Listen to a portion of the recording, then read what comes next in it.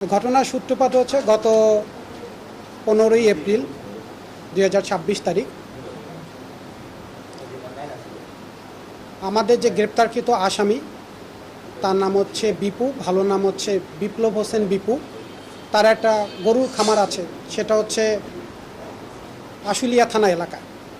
তাই গরুর খামারের দুইজন কর্মচারী আছে, তাদের একজনের নাম হচ্ছে রহিম, একজনের নাম হচ্ছে মজিদ। এই দুইজন তার খামারের কর্মচারী, তারা গরুর ঘাস কাটা, গরু পরিচর্যা করত। তবে স্থানীয় তদন্তে জানা যায় এই দুইজন কর্মচারী ঘাস কাটা বা অন্যান্য কাজের সাথেও নেশা জাতীয় দ্রব্য খাওয়া এবং বেচার সাথে জড়িত। ঘটনার দিন গত 15ই এপ্রিল এই যে মৃত ব্যক্তি মানে ডিসিস্ট ফয়সাল মোল্লা, সে এই দুই কর্মচারীর মোবাইল এবং টাকা ঘাস কাটার সময় ঘটনাস্থল থেকে নিয়ে যায়, জোরপূর্বকই নিয়ে যায়। নিয়ে যাওয়ার পর এই ফয়সাল মোল্লার দুঃসম্পর্কের ফুফাতো ভাই হচ্ছে গিয়ে গ্রেপ্তারকৃত আসামি বিপ্লব হোসেন বিপু, এবং তার বড় ভাই হচ্ছে মাসুদ। বিপু যখন বাসায় ফিরে তখন তার কর্মচারীর কাছ থেকে এই টাকা এবং মোবাইল নেওয়ার কথা শুনতে পেরে সে এই মৃত ব্যক্তির বাবাকে মানে ওনাকে ফোন দেওয়ার পর তার বাবা শোনার পর বলে যে তোর যা মনে চায় তাই কর। তখন সে বলে, বিপু প্রত্যুত্তরে বলে, যদি আমার কর্মচারীর মোবাইল ফেরত না দেয় তাহলে জানে মেরে ফেলব। পরবর্তীতে ওই দিনই 3টা থেকে 3:30টার দিকে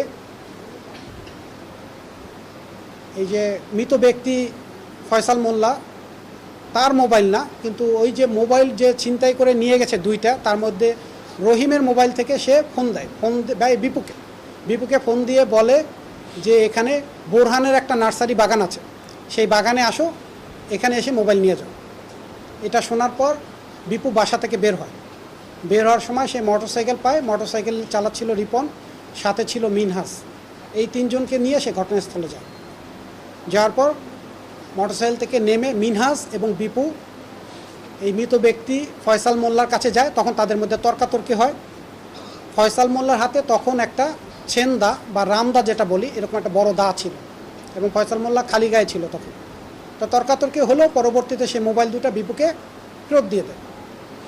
ফেরত দেওয়ার এক পর্যায়ে ওই সময়ই একটা অটোরিকশা নিয়ে এই বিপুর বড় ভাই, তার নাম হচ্ছে মাসুদ, সে ঘটনাস্থলে হাজির হয়েই সে অটো থেকে নেমেই অতর্কিতভাবে একটা রড দিয়ে এই যে মৃত ব্যক্তি ফয়সাল মোল্লাকে এলোপাথারি মারতে থাকে। তো ফয়সাল মোল্লাকে যখন এলোপাথারি মারতে থাকে তখন বিপু কৌশলে ফয়সাল মোল্লার হাত থেকে যে রামদাটা ছিল সেইটা সে হাতে নিয়ে উল্টো ফয়সাল মোল্লাকে সে কোপাতে থাকে।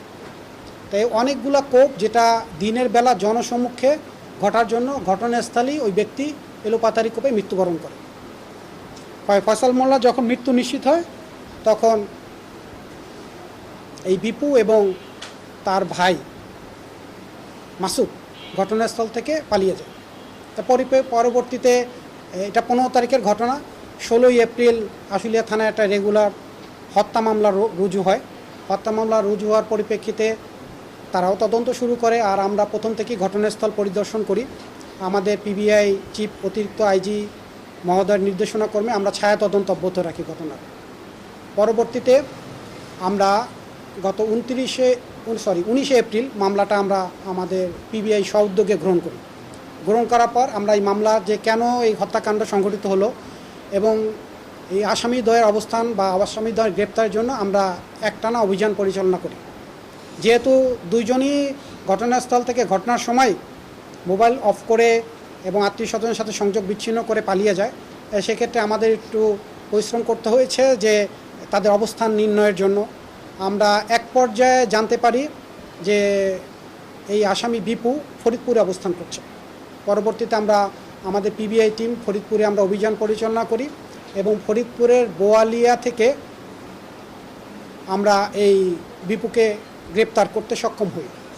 গ্রেপ্তার করার পর আমরা প্রাথমিক জিজ্ঞাসাবাদে নিশ্চিত হই এবং সে আমাদের কাছেও স্বীকার করে যে তাদের মধ্যে পূর্ব থেকেই এই সংক্রান্ত বিরোধ ছিল এবং এটা মাদকেরও কিছু বিষয় তাদের সাথে জড়িত ছিল এবং দুই ভাই মিলেই এই তার দুঃসম্পর্কের যে মামাতো ভাই এই যে ভিকটিম ডিসিজড ফয়সাল মোল্লাকে হত্যা করেছে ঘটনাস্থলে আমরা আনার পর তাহলে তাকে জিজ্ঞাসা করি তাহলে যে হত্যাকাণ্ডের অস্ত্র কোথায়।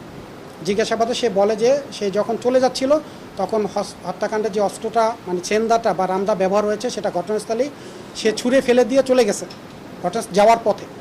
পরবর্তীতে আমরা গতকাল মানে 21 তারিখ সকালে তাকে নিয়ে ঘটনাস্থলে যাই এবং ওই এলাকাটা সার্চ করি যেহেতু অস্ত্রটা উদ্ধার করা যায় কিনা। পরিপ্রেক্ষিতে আমরা আমাদের টিম ওই অস্ত্র উদ্ধার করতে সক্ষম হবে এবং সে নিজে সেই অস্ত্র শনাক্ত করে। অস্ত্র শনাক্ত করার পর আমরা গতকাল বিকালে দুপুরের দিকে আমরা তাদেরকে বিজ্ঞ আদালতে প্রেরণ করি এবং বিজ্ঞ আদালতে সেই ঘটনায় তার সংশ্লিষ্টতা এবং তার বড় ভাই যে জড়িত এই সংশ্লিষ্ট বিষয় উল্লেখ করে বিজ্ঞ আদালতে একটা স্বীকারোক্তিমূলক জবানবন্দি প্রদান করেছে।